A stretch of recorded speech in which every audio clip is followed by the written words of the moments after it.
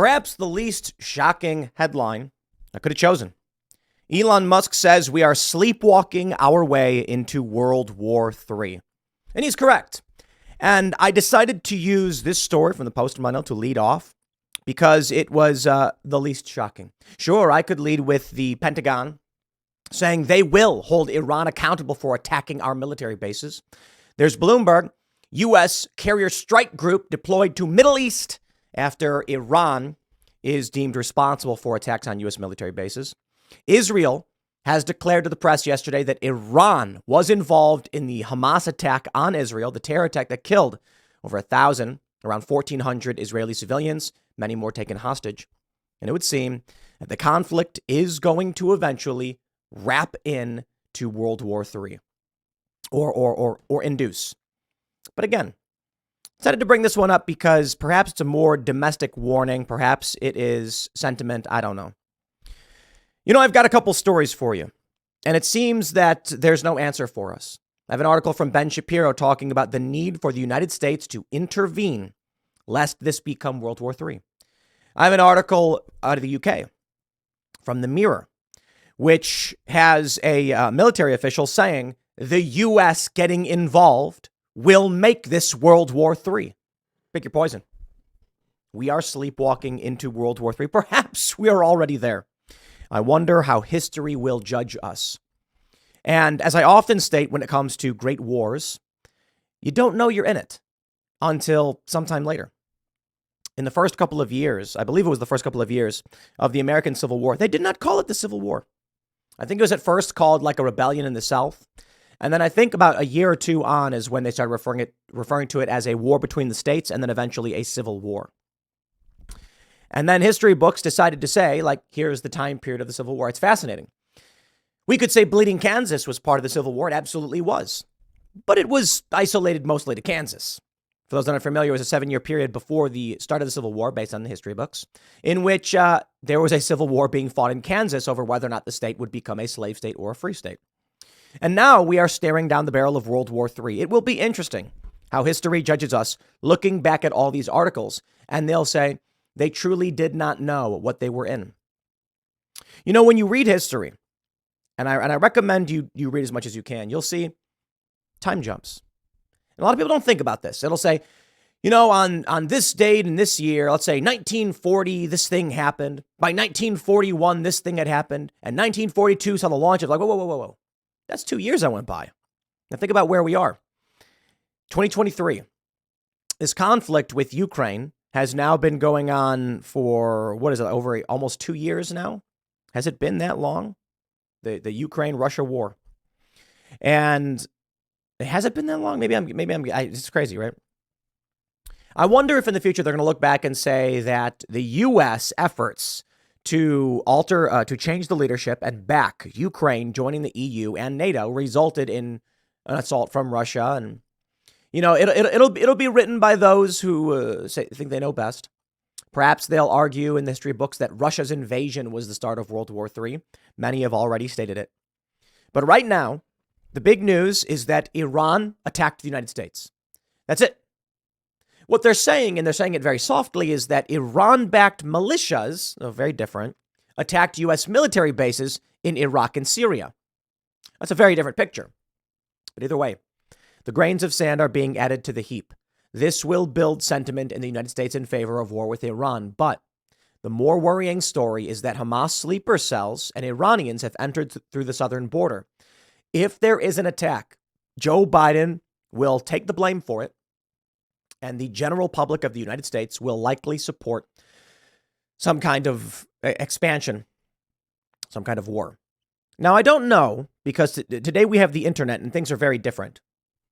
I can look at everything going on and say, oh, man, there's similarities between the war with Iraq and what we're seeing now.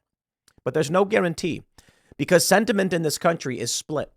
Young people in this country, they side with Hamas. They really do. I have a poll. I think I have it pulled up. And not only do they side with Hamas, but they believe that what Hamas is doing is genocide against Jews. And they side with that in the majority. That doesn't mean that everyone who sides with it believes it's a genocide, but there is like at least a rollover of, I think, 12 or so percent that absolutely do. No, it might be like 17%. And that's not an absolute number. That's like a minimum. Let's read the news.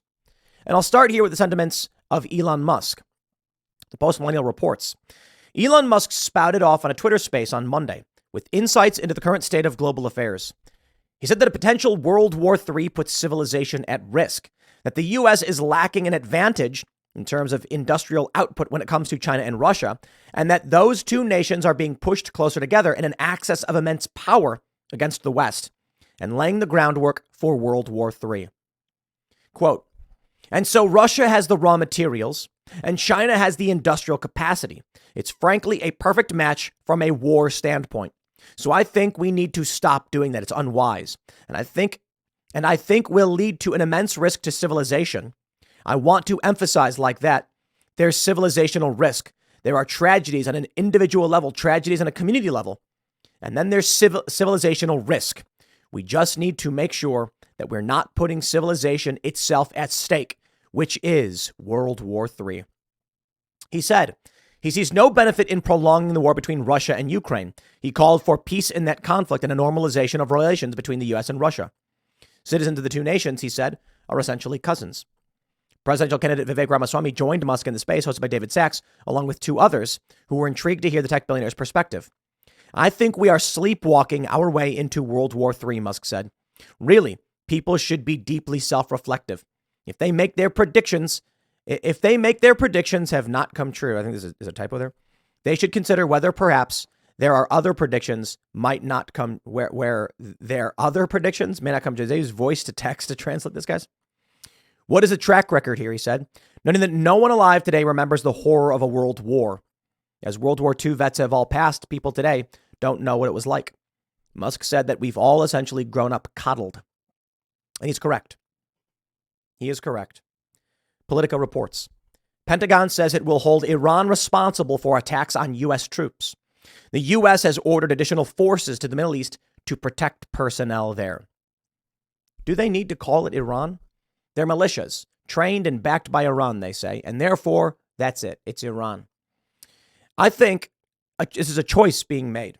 They could say, in fact, I don't think this would even be news in any other period.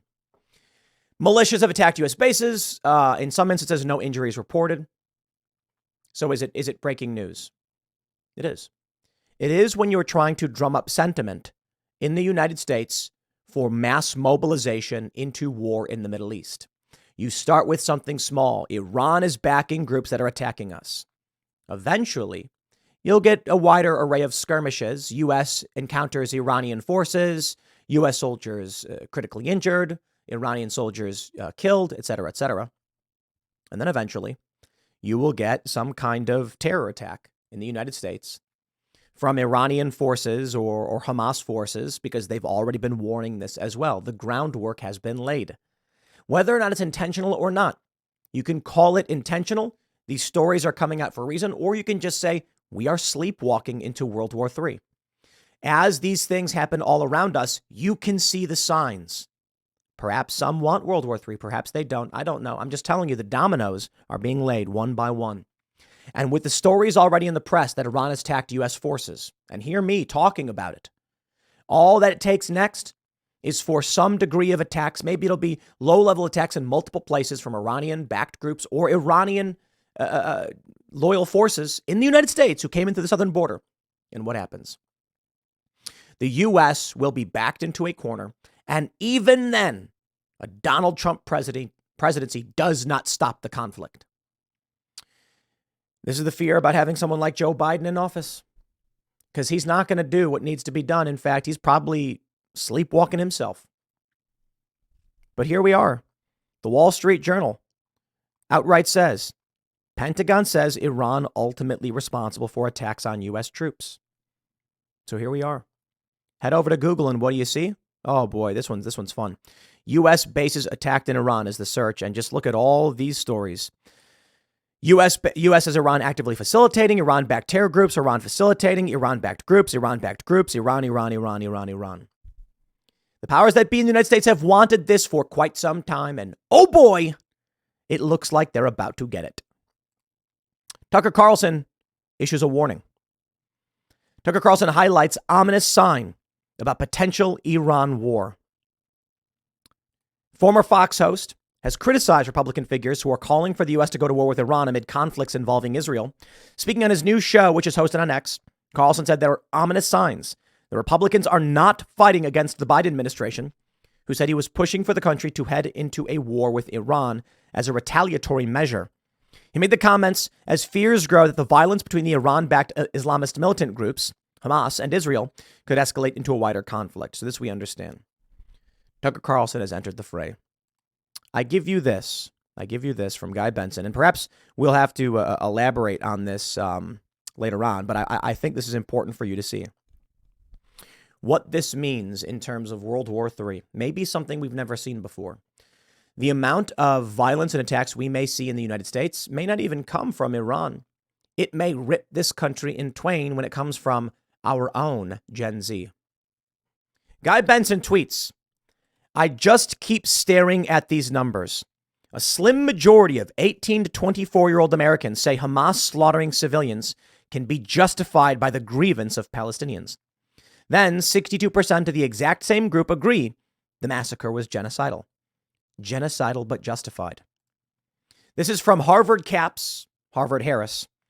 Voters say the killing of 1,200 civilians is not justified, but the grievances of Palestinians and the attacks on Jews are genocidal. What are they saying? Well, here's the question. Do you think the Hamas killing of 1,200 Israeli civilians on Israel can be justified by the grievances of Palestinians, or is it not justified?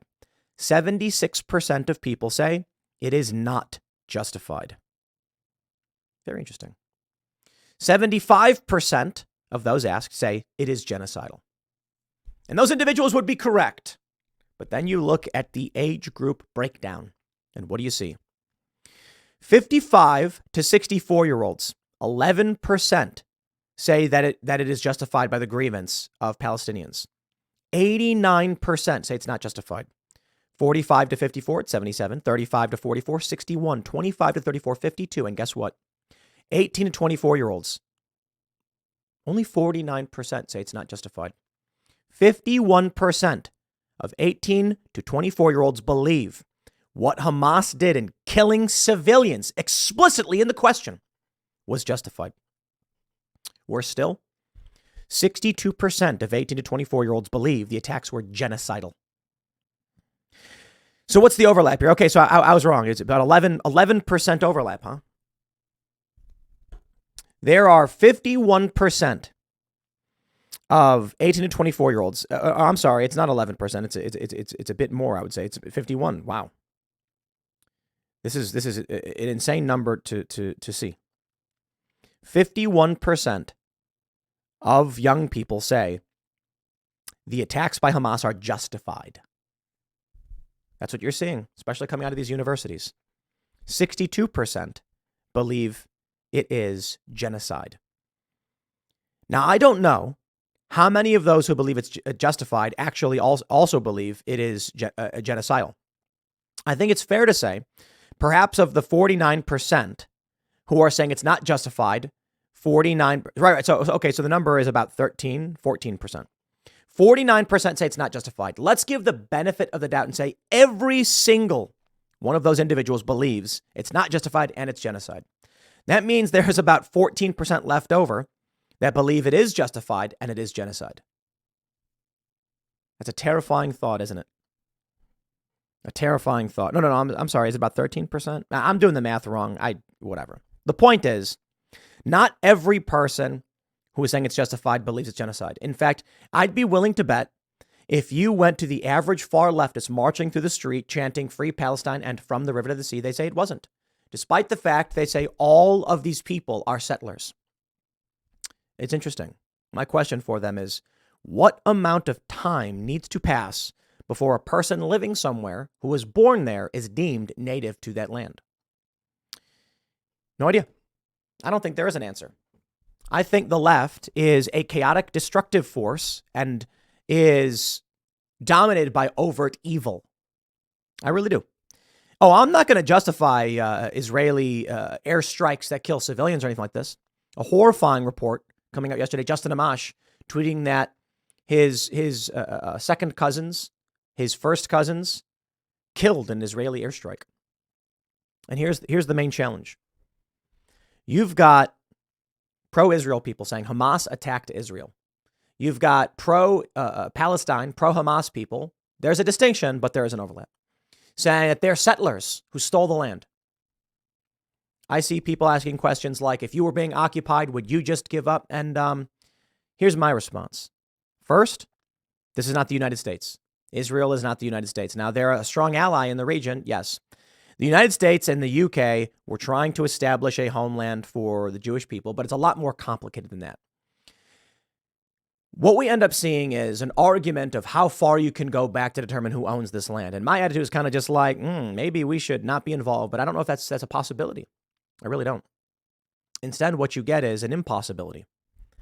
We can't allow Israel to just be wiped off the map and for there to be a genocide.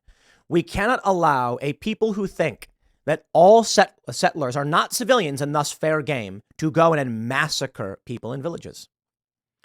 They argue that Gaza is an open air prison. So we had a young man on last night and I asked him of this question. And I think the absurdity of the situation is exposed in this conversation. I asked him, what would happen if the security barrier around Gaza was completely moved, security forces were removed, and Israel said you are free to move about all of Israel?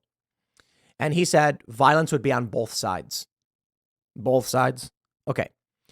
The idea that Israeli citizens are going to storm into Gaza and just start randomly massacring people, I think is an absurdity. But the idea that people in Gaza storm into Israel and start massacring people, I think is a reality that already happened. Now, I'm not saying every one of your average Palestinians does this.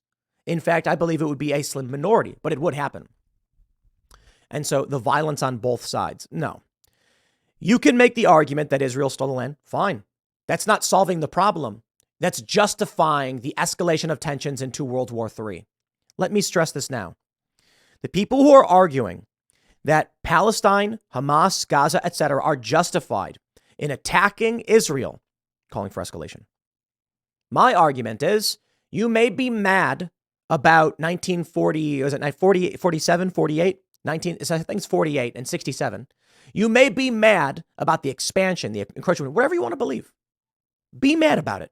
Just know this. If you believe that history justifies the attacks of Hamas on Israel, you are saying World War III should happen. That's the only way I can see it. No, I get it. They're going to be like, that's not fair. We just think the people have a right to return to their homeland, blah, blah. Okay. We are at a point where that is not possible. If you truly believe that the people of Israel are unjust and in the wrong, many of these people in these villages, the kibbutz, they were born there. They were not part of the civil war. They are not part of what happened 75 years ago. And so you are arguing that they should be killed and displaced. The result is going to be World War III. That's it. Or perhaps we can say, for whatever we do now, the fighting must stop. I don't know how you make that happen. The argument right now from the pro-Israel side is that Israel must take out Hamas targets who are seeking to wipe them out. We see these polls showing that people know that it's genocide, but they still believe it's justified. And that's insane to me. Ben Shapiro argues this. The United States needs to be involved. He says how America can avert World War III. And, man, you know, I had a lot of comments, a handful last night. It's really funny when we had this individual on the show who was arguing that Israel was committing war crimes and all these things because Israel cut off water and electricity. And I'm like, I don't know that it's a crime to not give someone electricity, like a war crime to not give them electricity. If the argument is you took it away from them and it was their production, like you bombed it or something, perhaps. But we know that Hamas released a video where they turn water pipes into rockets. It's war. I don't understand how anyone could justify anything. But the argument here is that, you know, this gentleman last night was arguing that He believes it's possible Netanyahu knew the attack was coming. Israel warned it, so he ordered the military to stand down so that Israelis would be massacred to give them a justification to bomb Gaza. And I'm just like, there are so many leaps of faith to get to that question. I believe it in absurdity. Now, people have said, yes, but false flags happen, Tim. You should really entertain these questions. And I'm like, sure. But if you want to entertain that question, we can entertain 50 more, 100 more, 1,000 more. And where does it lead us? It doesn't answer any questions. It doesn't solve any problems. The issue is the people who are critical of Israel would choose a greatly circuitous argument as to how this went down for governmental benefit of Netanyahu, of political benefit. And I'm like, my point is this. If you're going to make all of those assumptions, there are so many variables in between. I could make up another story and ask you why you choose to believe this. The way I often do it, the point I'm trying to make, people like to say that 9/11 was an inside job and that Bush knew, something like that. At the very least, if they knew it was coming and let it happen, I say, okay, here's a conspiracy theory for you, equally as plausible. In the 70s, when they were building the towers, it was a contract to the lowest bidder. This is how we operate in the United States. We say we want to build 2 large skyscrapers. If this, Port Authority says we want to bid this, here's a contract. And then you get 10 companies. One company says it'll cost $100 million. They say too expensive. One company says we can do it for 75, too expensive. One company goes, we can do it for 50. And the other companies balk and say, what? It's impossible to build these for 50. They say, no, we can do it. So what happens? The government says, yours. If you can build it for 50. And they said, we can. Then a couple of the executives have a meeting and the one guy says, we can't build 2 skyscrapers for 50 million. Are you nuts? What are you doing? And the one guy goes, don't worry about it. Central support columns that typically allow the building to withstand high hurricanes or plane crashes. Look, that's never going to happen in New York. Plane's not going to hit the building. Pull out these support columns. We save $12 million. That's my conspiracy theory. Not literally, but you get my point. Why was that not an argument? Corporate malfeasance.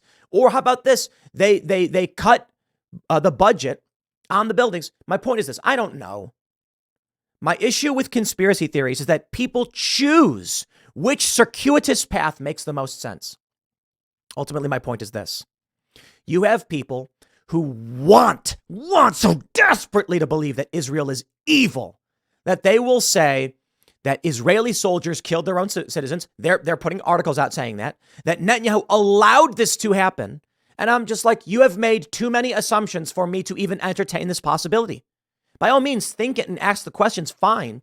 But you got to be asking 10,000 other questions if you're going to make this many leaps. My point is not to bring up the question of the merit of these stories.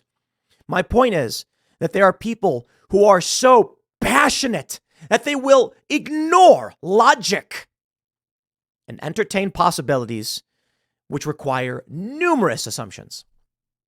Maybe you're right. I don't know. My point is this. I don't know. And I don't care for the extremist passion of accusing Israel of allowing this to happen or claiming it's a false flag.